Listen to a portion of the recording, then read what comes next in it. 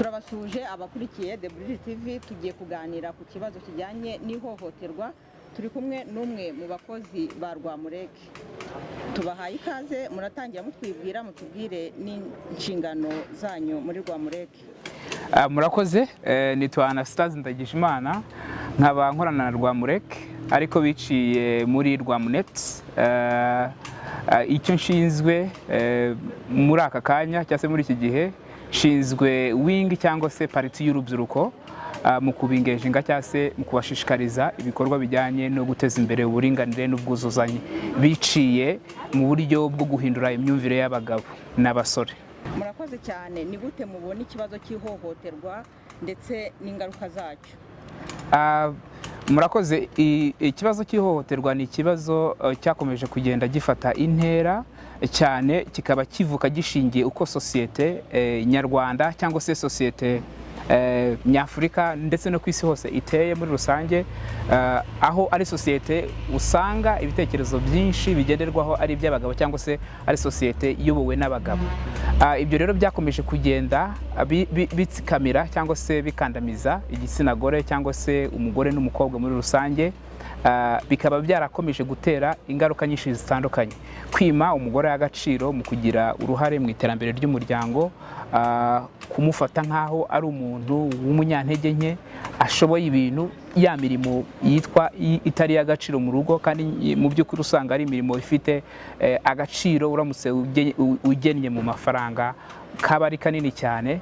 Ugasanga hari izindi ngaruka zishamikiyeho kubera uburyo abagabo bitwaraga cyangwa se imyitwarire yabo ariyo bita patriarchy, aho bashaka kudomina cyangwa se gufata imyanzuro kuri buri kimwe cyose. Ibyo rero byakomeje gutuma umugore atabona ubwinyagamburiro cyangwa se kwisanzura mu gutanga ibitekerezo, yanabitanga rimwe na rimwe ntiyumvwe. So ibyo mbere na mbere byangiza we nk'umugore ku giti cye nk'umuntu, ariko nanone bikangiza sosiyete kuko hari contribution cyangwa se umusanzu wa muntu uba utahawe agaciro kandi ufite icyo uvuze muri sosiyete nyarwanda. Gute mubona uruhare rw'itangazamakuru mu kurwanya ihohoterwa rishingiye ku gitsina?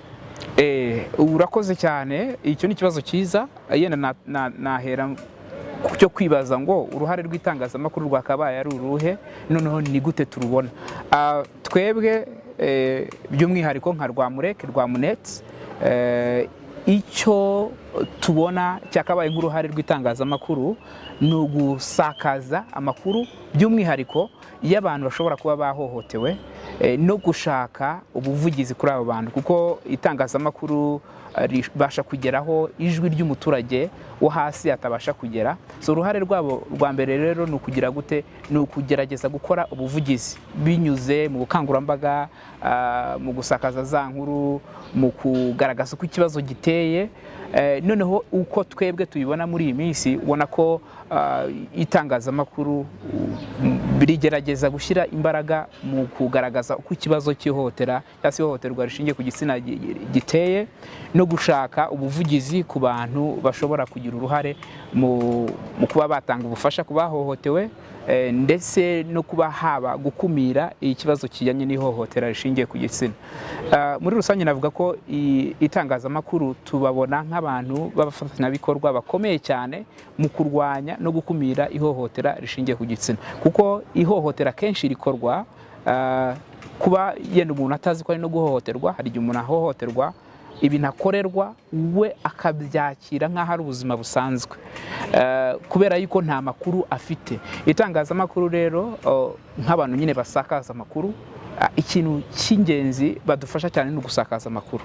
Tukaba tuzi yuko bari budufashe kugera kuri ba bantu bajyanye amakuru yadufasha kumvisha sosiyete runaka cyangwa se imiryango runaka ko ibyo bakora bishobora kuba ari ihohotera cyangwa se ari ihohotera. Ikindi, itangazamakuru ni nk'impuruza. Iyo umuryango runaka, sosiyete runaka habaho ikibazo nk'icyo ngicyo by'umwihariko cy'ihohotera rishingiye ku gitsina, itangazamakuru tubabona nk'abantu ba mbere babikora, bakwiye no gukomeza kubikora kugira ngo noneho icyo kibazo kimenyekane, kuko ikibazo kitamenyekanye nta bundi buryo bwo kugikemura. Muri ibyo biganiro cyangwa inkuru abanyamakuru bakora, ni hehe mubona bagomba kwitondera mu gihe barimo gukora inkuru y'umuntu wahohotewe? Urakoze cyane. Ikintu gikomeye cyane muri iki kibazo cy'ihohotera rishingiye ku gitsina, ikintu abanyamakuru tubasaba ko bajya bitondera ni ibibazo babaza uwahohotewe purito. Uwahohotewe hari ukuntu umubaza ikibazo bigasa n'aho ari ukumuhungabanya, ugasanga nk'ibibazo umubajije biratuma noneho yibuka ibyabaye. Mbere na mbere icyo twumva yenda bakwiriye kwitondera ni ukubanza kumva uburyo uwahohotewe yiyumva, kuko mbere y'uko aguha amakuru agomba kuba ari muri ya situwasiyo cyangwa se ameze neza mu buryo bushobora kugufasha kumva icyo ari buvuge, nawe bishobora kumufasha kumva abohotse kugira ngo agusubize. Kuko mbere na mbere iyo umuntu yahuye n'ikibazo cy'ihohotera rishingiye ku gitsina, aba afite agahinda gakabije, aba yihebye, aba yiyanze. Hari igihe rero umubaza ibibazo akakubwira n'ibiterekeranye. So ikintu cya mbere abanyamakuru bakwiye kwitondera ni ibibazo bababaza. Hari ikibazo ushobora kubaza umunyamakuru ashobora kubaza ugasanga gitumye noneho wa wundi wahohotewe we yumva ko uri kumusonga cyangwa se uri kumukora ahababaza. So rero icyo bakwiye kwitondera ni uburyo kibabaza uwahohoteye n'uburyo kibakusanya ibimenyetso, kuko hari igihe umuntu ashobora kukubwira ikintu we ntumwizere kandi mu by'ukuri ari cyo we afite nk'ikimenyetso nta bindi afite. So icya mbere ni ukwizera ubazwa nk'uwahohoteye, wahohotewe. Icya kabiri ni ukumubaza mu buryo butamutraumatiza cyangwa se butamuhungabanya.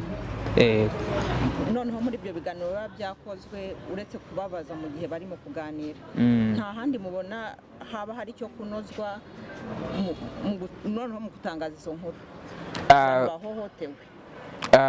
Murakoze. Itangazamakuru ikintu turisaba ni ukugerageza no kureba ku ruhare rw'uwahohoteye, kuko akenshi usanga inkuru zigaragara zivuga ku wahohotewe gusa, ariko inkuru zivuga ku wagize uruhare muri rya hohotera ziba ari nkeya. So turifuza ko hashyirwamo n'imbaraga zo kugaragaza n'imibare y'abantu bangahe, abagabo bangahe bahohoteye umugore, bahohoteye umwana w'umukobwa, basambanyije umwana. Ibyo bikaba bigaragara muri za nkuru mukora, kuko akenshi iyo tubonye inkuru zanyu tubonamo uwahohotewe gusa, uwafashwe ku ngufu, umwana wasambanyijwe, tukibaza uwamusambanyije ari hehe. So twifuza ko mwadufasha kugerageza gushaka amakuru, noneho yadufasha no kumenya wa wundi wahohoteye cyangwa se wakoze icyaha ari hehe. Mu buhe butumwa mwagenera abanyarwanda muri rusange mu kurwanya ihohoterwa rishingiye ku gitsina? Urakoze. Ubutumwa nagenera abanyarwanda muri rusange ni ukumva ko ihohotera rishingiye ku gitsina ryangiza sosiyete nyarwanda muri rusange, rihereye ku muntu warikorewe ndetse ridasize n'uwarikoze. Ubutumwa bw'ingenzi naha abanyarwanda muri rusange, by'umwihariko ndaza kwibanda ku bagabo nk'umuntu wo muri Rwamureke ukora cyane cyane ku guhindura imyumvire y'abagabo, nuko ihohotera rishingiye ku gitsina twese dukwiriye guhagurukira kurirwanya, tukumva ko aho uri udakwiriye guhishira umuntu uwo ari we wese wakoze ihohotera rishingiye ku gitsina. Icya kabiri ni ukumva ko kugira ngo ibi bishoboke turasaba ubufatanye n'inzego zitandukanye, RIB na polisi, inzego za leta, by'umwihariko local government cyangwa se inzego z'ubuyobozi bw'ibanze. Hakazaho na cya kintu cyo kumenya gutangira amakuru ku gihe. Iyo umuntu yahohotewe, kugira ngo ibimenyetso bigaragare, ni uko asabwa kuba yatanze amakuru hakiri kare.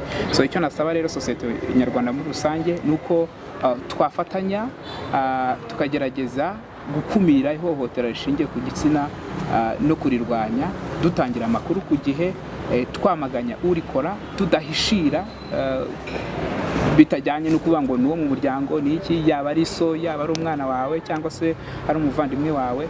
Igihe hagaragaye ko yagize uruhare mu ihohotera rishingiye ku gitsina, tugakora ibishoboka byose, ubutabera bugatangwa, tugakora ubuvugizi kuri ba bandi bahohotewe, tugakomeza cyane by'umwihariko kwigisha abagabo n'abasore guhindura imyumvire itari myiza bafite ku gitsina gore. Murakoze. Murakoze cyane abakurikiye The Bridge TV, mwumvishe ikibazo cy'ihohotera rishingiye ku gitsina uko giteye. Twese hamwe dufatanye kurandura iryo hohotera rishingiye ku gitsina. Ikiganiro naha kirangiriye, naho ubutaha. Murakoze.